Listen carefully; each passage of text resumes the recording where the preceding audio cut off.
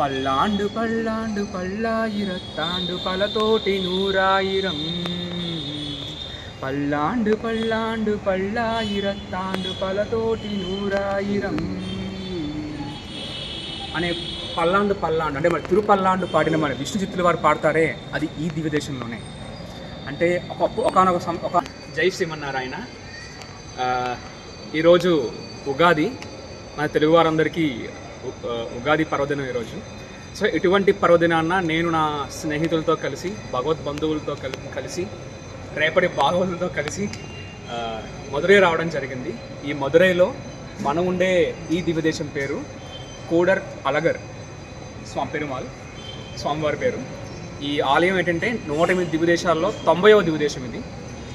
ఇక్కడ స్వామివారు చాలా దేదీప్యమానం కనిపిస్తూ ఉంటారు. స్వామివారి యొక్క అర్చన వైభవం ఎలా ఉంటుంది అంటే, స్వామివారు అచ్చరాజ మార్గంలో చెప్పబడి ఉంటారు కదా, సేమ్ అట్లానే స్వామివారు ఇక్కడ మనకి దర్శనిస్తూ ఉంటారు.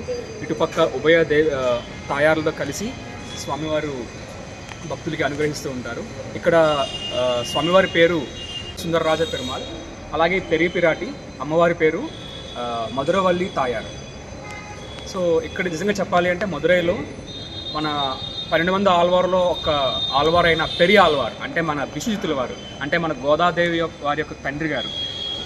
మనం చెప్తాం కదా, పల్లాండు పల్లాండు పల్లాయిరత్తాండు పలతోటి నూరాయిరం పల్లాండు పల్లాండు పల్లాయిరత్తాండు పలతోటి నూరాయిరం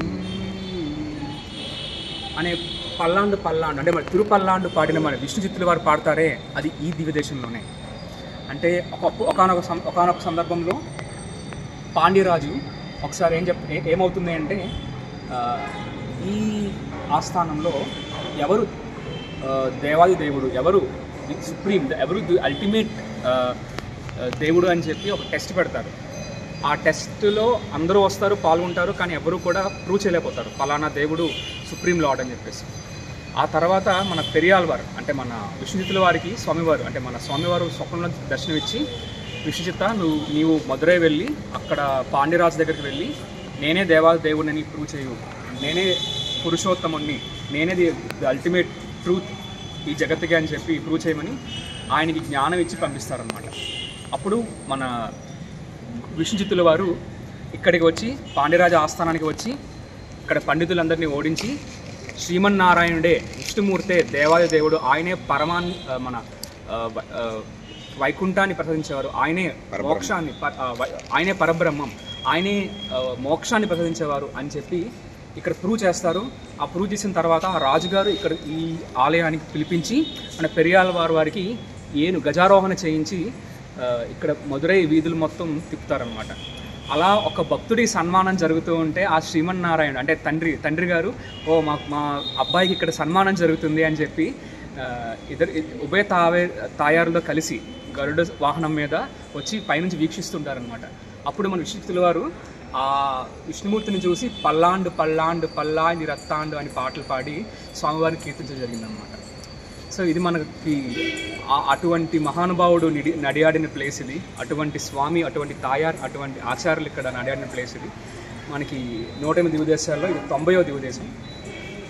సో మీరు కూడా వచ్చి ఈ దివ్యదేశాన్ని పర్యటించండి, స్వామివారిని సేవించుకోండి. నిజంగా ఇక్కడ చెప్పాలంటే స్వామివారు చాలా అది అచ్చరాజ మార్గంలో చెప్పబడి ఉంటుంది కదా, అలాగే ఉంటారు సేమ్ ఆ స్వామివారు.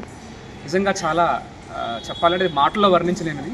అలాగే తాయార్ అమ్మవారు అంటే మన ఇక్కడ పిరాటి పేరు మధురవల్లి తాయార్ అమ్మవారు కూడా చాలా దేదీప్యమానం కనిపిస్తారు. అలాగే ఇప్పుడు మనం ఇక్కడ ఈ ఆస్థానం మనకు కనిపిస్తుంది కదా, ఇది మనకి ఆండాల్ అమ్మవారి సన్నిధి, మన పెరియాల్వార్ వారి తండ్రి గారి సన్నిధి, మన పెరియాల్వార్ వారి పుత్రిక మన ఆండాల్ తల్లి.